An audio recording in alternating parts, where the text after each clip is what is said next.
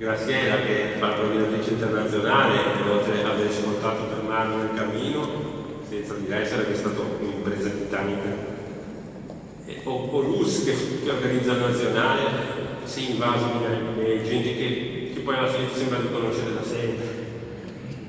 Le cose più strane, no? Perché siamo un mondo strano, noi mediatori. Ci occupiamo di comunicazione, ma quando dobbiamo comunicare noi a volte ci dimentichiamo delle cose. Però siamo qua e questo è un successo. Ed era un po' l'idea di costruire un punto di partenza anche in Europa. Ottimo, non è un punto d'arrivo questo congresso, è un punto di partenza. Ci è voluto tanto tempo, adesso la palla passa a tutti voi, a tutti noi magari ci riposiamo un po'. E quello che succederà da qui in avanti lo decideremo assieme.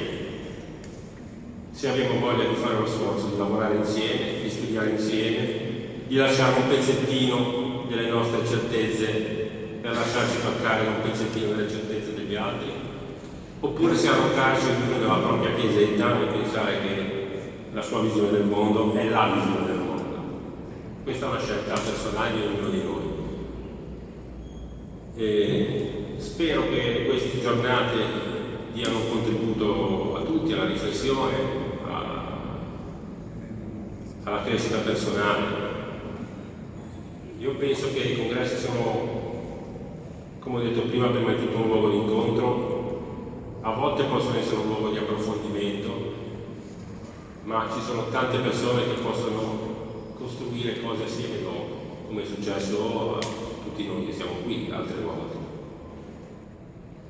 Ho fatto più lunga di quello che volevo.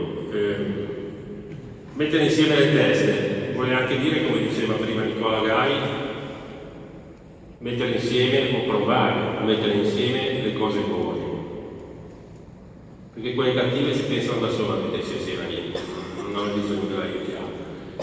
Quelle buone invece sì, c'è bisogno di un'azione cosciente e responsabile, una partecipazione attiva e creativa.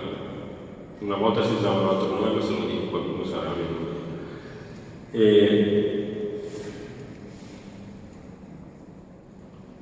In qualche modo, ho anticipato il tema della tavola rotonda di oggi. Mettere assieme le teste, mettere assieme gli sguardi, vuol dire mettere assieme anche le discipline, le provenienze, i percorsi di studio, le traiettorie professionali. E ne parleremo oggi, o proveremo a parlarne oggi. Adesso invece ascolteremo un po' più la sintesi, ovviamente, di una storia abbastanza lunga ormai, che ci ha portato a trovarci qui insieme oggi. Grazie.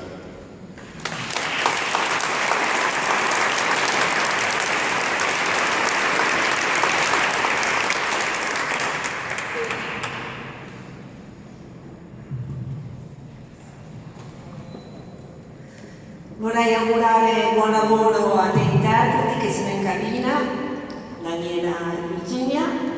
Y luego paso muy brevemente porque, claro, pensar en presentar al doctor Jorge Pesquera Leal con una enumeración, con este curriculazo, sería, yo creo, también absurdo e inútil. O sea que Jorge es Jorge para todos nosotros.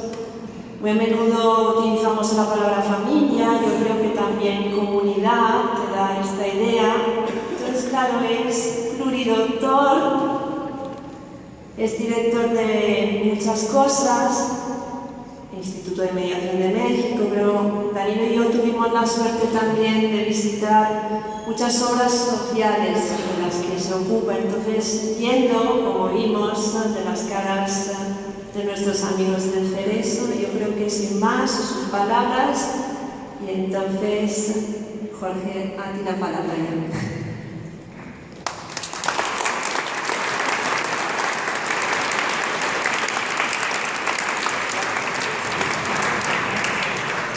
Muchas gracias.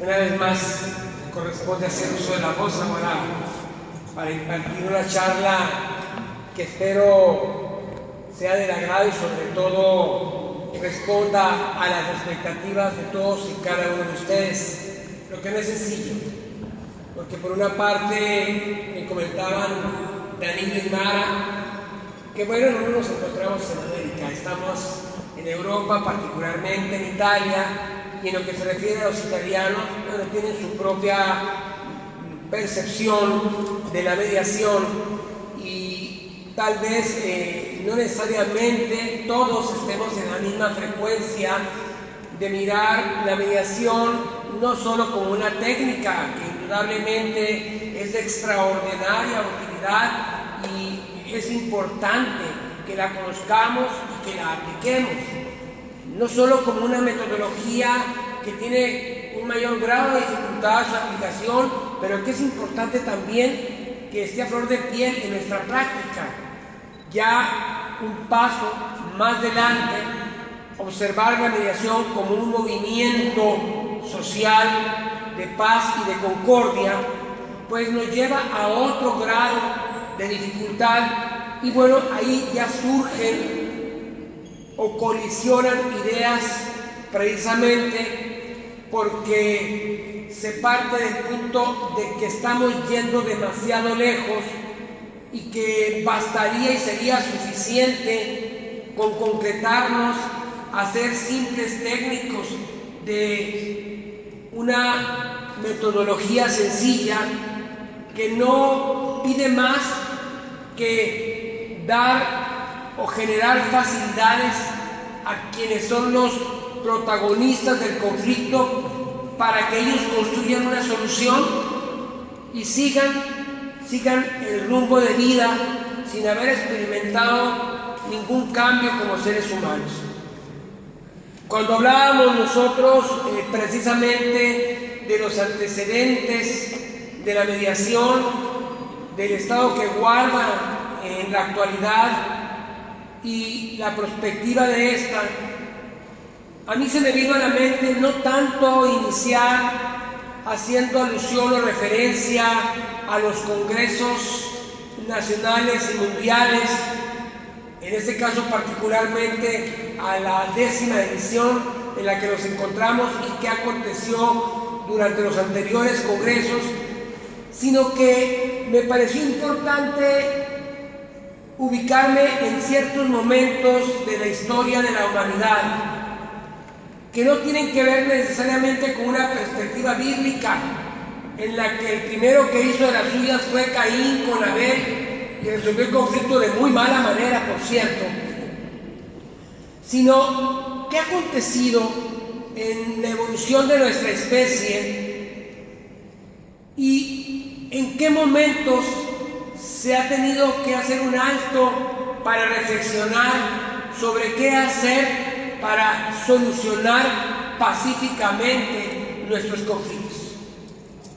Y esto me llevó a analizar un tratado que todos conocemos, que es el Tratado de Westfalia, que se firmó en 1648 y que puso fin a un enfrentamiento de más de 100 años de guerras religiosas en esta región del mundo. Y que en los debates de este encuentro ya se hacía referencia, aunque sea en pinceladas superficiales, a la mediación. Así transcurre el tiempo y sabemos nosotros que la historia de la humanidad ha sido historia de conflictos que se han solucionado destructivamente. Y en 1814 también se firma otro tratado en el marco de un congreso, del Congreso de Viena, acá en Europa, precisamente tras la caída del Imperio Napoleónico y la necesidad de la recomposición geográfica de este continente. Y una vez más se alude a la necesidad de que se acuda a alternativas pacíficas para resolver la diferencia entre países. Pero no cabe duda que un momento culminante en el marco de lo que ahora conocemos como derecho internacional público es la Conferencia Internacional de La Haya de 1899, en la cual se plasmó la Convención del Arreglo Pacífico de Controversias Internacionales.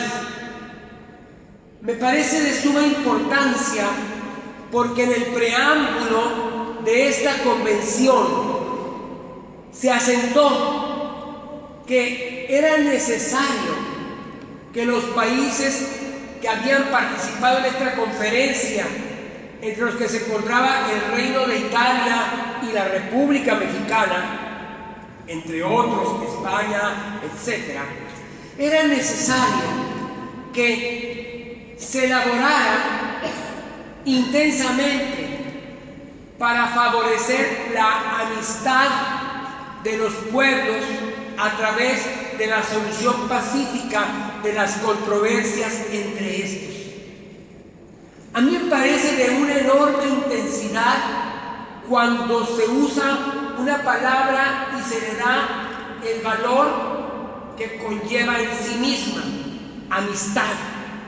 Hablar de amistad entre los pueblos no significa dirimir una diferencia y que cada quien siga por vía libre hacia su futuro, sino significa relación, significa contacto, significa unidad. Asimismo, en ese preámbulo de esa convención de 1899 se hacía referencia a un concepto que es solidaridad de los ciudadanos de los países que ahí se llamaban civilizados y que eran miembros o participaran en esta convención. Hablar de resolver pacíficamente los conflictos de manera solidaria nos muestra que al referirnos a la mediación, porque a esta metodología se hacía alusión, pues no era simplemente zanjar una diferencia y que cada quien siguiera siendo en su persona o como nación tal y como lo era antes. Lo importante de este evento, de esta convención, es que los primeros 8 artículos los dedica precisamente a la mediación. Hace referencia en qué casos procede esta, pero sobre todo, independientemente de otros elementos que integra, hace alusión al objeto de la mediación. Y dice que la mediación tiene por objeto la reconciliación de los pueblos en conflicto. Y de nueva cuenta quiero hacer hincapié en la palabra reconciliación. Y esto viene a colación porque en ocasiones, cuando nos referimos a la mediación sin querer ir más allá de mirar una situación concreta que se le puede denominar problema o el conflicto en sí, como que nos da temor o nos genera la sensación de que ir más allá es de alguna manera romper con la esencia de la metodología. Y resulta que en 1899 se estaba hablando precisamente de reconciliar, pero además de ello se hacía alusión a apaciguar las diferencias a través de la reconciliación. O sea, una reconciliación que se alcanza a través de superar esas diferencias que, una vez superadas, permiten el restablecimiento de relaciones y el fortalecimiento de esas relaciones. Cabe señalar que después de este evento de 1899, en todos los tratados internacionales aparece un apartado vinculado ya sea a la amigable composición, ya sea a los buenos oficios, ya sea a las comisiones de investigación y claro, siempre presente la mediación y la conciliación. Del derecho internacional público, que es la simiente de la que nos podemos tomar, más allá del contenido bíblico o del bagaje que obras catalogadas como sagradas han proveído, ¿verdad? Si nos tomamos nosotros, si nos alimentamos de precisamente estos instrumentos, podemos dar un sustrato incuestionable al desarrollo, particularmente de la mediación, independientemente, insisto, de que tengamos distintos márgenes desde los cuales nosotros podamos apreciar el origen y la evolución de esta metodología. Pasó que del derecho internacional público hubo un traslado de esta metodología al derecho internacional privado. Y en el derecho internacional privado encontró un ambiente fructífero, porque las personas que se dedican a realizar actividades comerciales buscan soluciones pragmáticas a sus diferencias. Si en los contratos se establece que en caso de diferencia se acudirá a mediación y que si la mediación no es fructífera, entonces se participará en arbitraje, los tribunales desaparecen y los conflictos se resuelven en el ámbito de lo privado por las empresas. Y es precisamente en el contexto de los tratados de libre comercio que se han firmado en el planeta que la mediación aparece y se aplica, ¿no?, en este encuadre pragmático que es útil para quienes se dedican a actividades comerciales. Pero el siglo XX fue fructífero, particularmente en los años 40, en 1947, cuando en los Estados Unidos se creó precisamente la Sociedad de Mediación, la Sociedad Federal de Mediación, destinada específicamente a resolver conflictos laborales. Pero a mí me parece que es muy importante para nosotros que hagamos hincapié en lo que aconteció en un país que tiene 1.340 millones de habitantes. O sea, ¿cómo gestionar conflictos en una nación que carece de condiciones para llevar la justicia a través de tribunales a puntos geográficos recónditos? Me refiero a China. Y en China, independientemente de la alusión milenaria y la referencia a pensadores como Confucio, etc., la verdad es que en el siglo XX, en 1953, se reguló en la norma positiva la mediación y sobre todo la mediación instrumentada por comités vecinales. Y aún más, en el quinto congreso de la actual República Popular China, encontramos nosotros que nace una nueva constitución. Y en esa nueva constitución, en su artículo 111, constitución aprobada el 5 de marzo de 1978, se establece que se da atribución a los comités vecinales y de aldeanos para que practiquen la mediación vecinal. Para esto, en 1953 se había diferenciado la mediación vecinal de la mediación judicial y la mediación administrativa. ¿Qué significa esto? Significa que la solución de conflictos en la familia, entre vecinos, en los espacios en los que se educa, en una nación con la sobrepoblación de China, se encontró que una alternativa viable, tan viable que de acuerdo a las estadísticas, el 90% de los conflictos se resuelven a través de la mediación con los comités vecinales. Entonces no podemos estar tan errados en cuanto a dar el espacio que le corresponde a la mediación vecinal y también el que les compete a aquellos vecinos que se organizan para mejorar la convivencia, para que aprendamos a vivir juntos, para que nuestras diferencias las resolvamos, como si el interactuar cotidiano, el vecindario fuera una familia extendida, no un grupo apelmazado o una suma de distintos extraños, sino al contrario, sistémicamente una unidad con vasos comunicantes en la que precisamente esa unidad hace la diferencia para que puedan mirar con claridad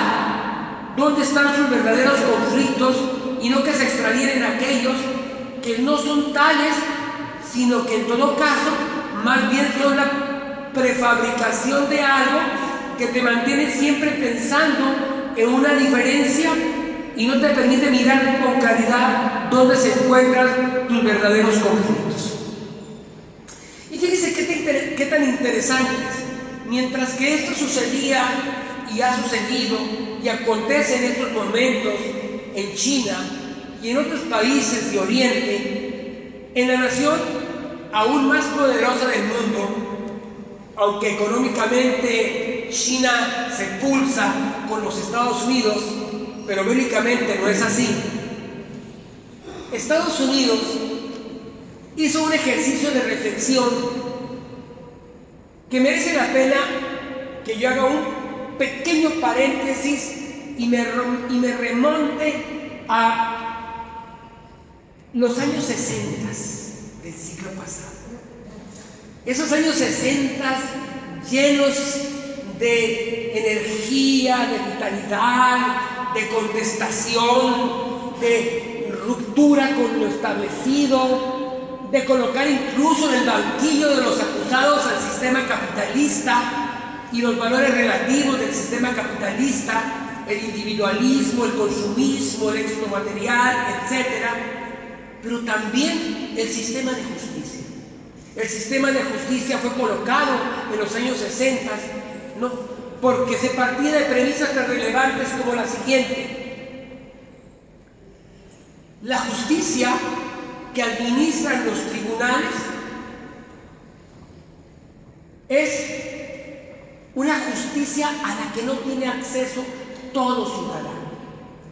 Porque si bien es cierto que su impartición es gratuita, su acceso cuesta, y dependiendo de la sociedad cuesta tanto que te deja por fuera ante la posibilidad de que tú hagas valer un derecho ante un tribunal. La justicia es lenta. Lenta porque está sobresaturada.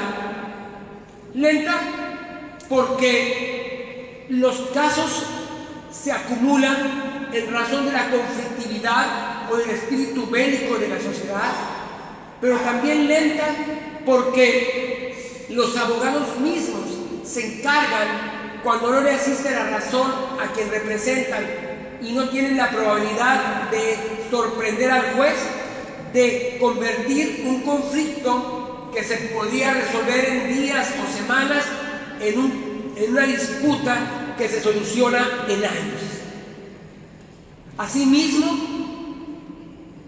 otra aseveración era en esos momentos que el juez resuelve sobre lo que mira, no sobre la realidad. La justicia es darle a cada quien lo que le corresponde y el juez solo tiene ante sí papeles o bien manifestaciones que, conducidas con habilidad por abogados muy bien formados, pueden llevar a trastocar la realidad y mostrar como cierto lo que no es.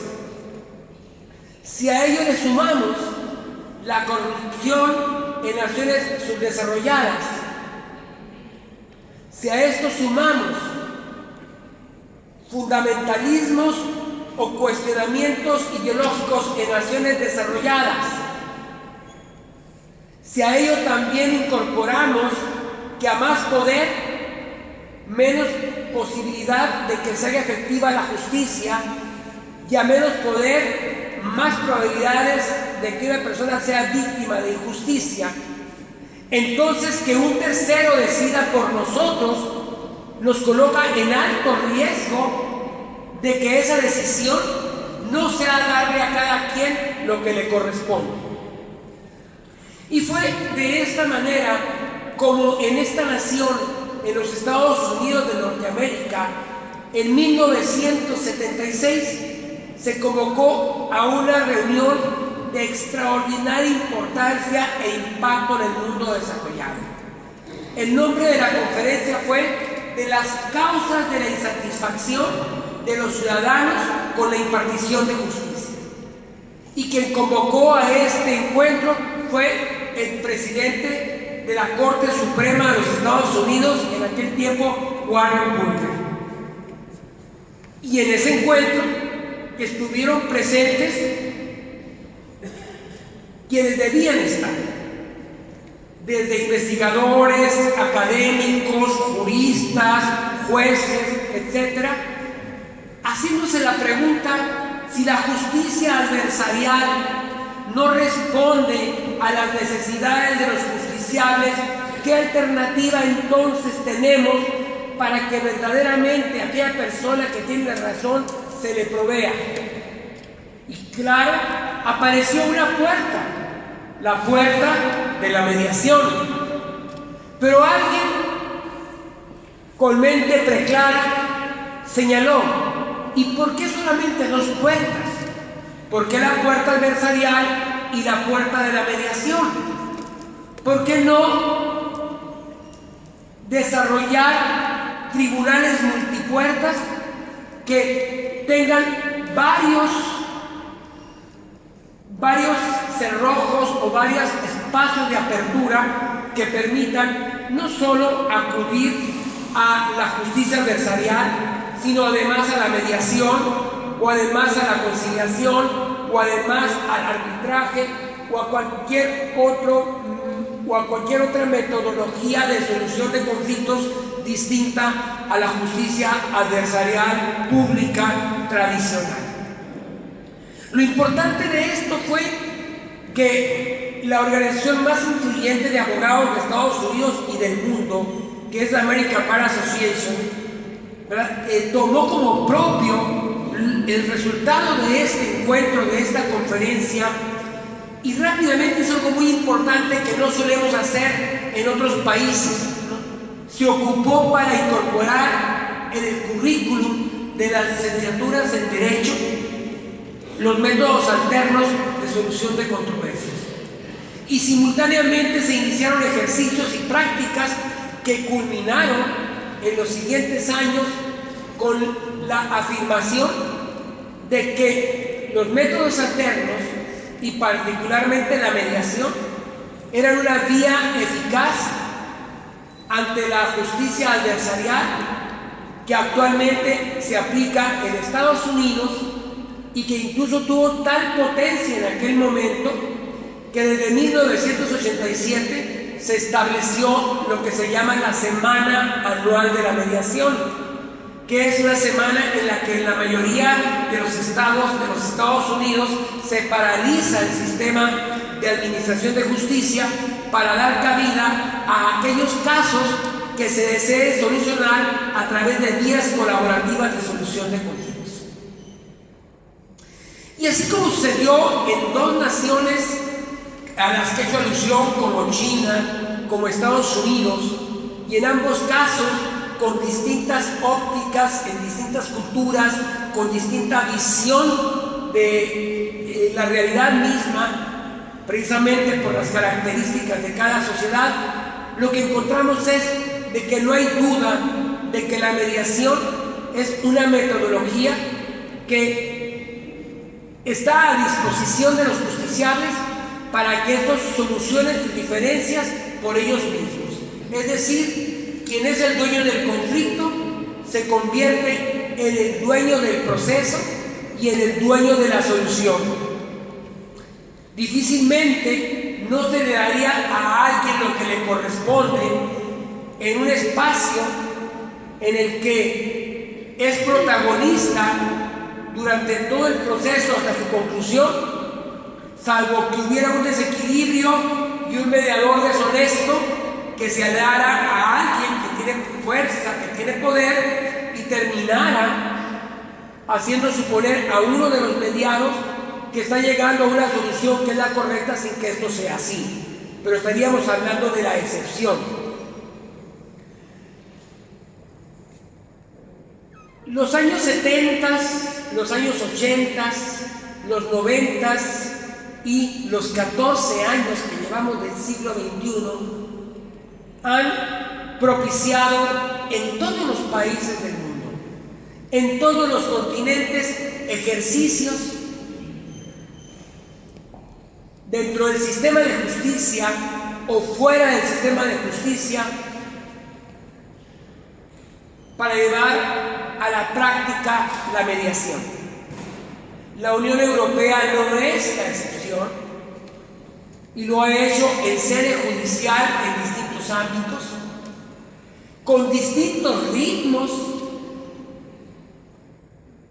Se puede decir que los ritmos no han tenido la potencia y la intensidad deseada en el ámbito del sistema de justicia, a pesar de que es donde se ha probado que existen condiciones muy favorables para que los tribunales se concentren en aquellos casos en los que las partes en conflicto no quieren una solución que puedan acordar sobre ella los protagonistas del conflicto y prefieren que sea un tercero el que haga la decisión. Solamente en Italia sabemos, por ejemplo, que el año 2010 se aprobó la ley de mediación obligatoria en conflictos civiles y mercantiles, y que solo 2 años después, en el año 2012, el Tribunal Constitucional consideró inconstitucional precisamente esta ley por contemplar la obligatoriedad, cuando, por ejemplo, la experiencia argentina, que es muy rica y que también es muy interesante y que la podemos remontar a fines de los años 80, ¿no? Una vez que la dictadura es socavada y aparece incipientemente la democracia, nos encontramos con un sistema de justicia vetusto, un sistema de justicia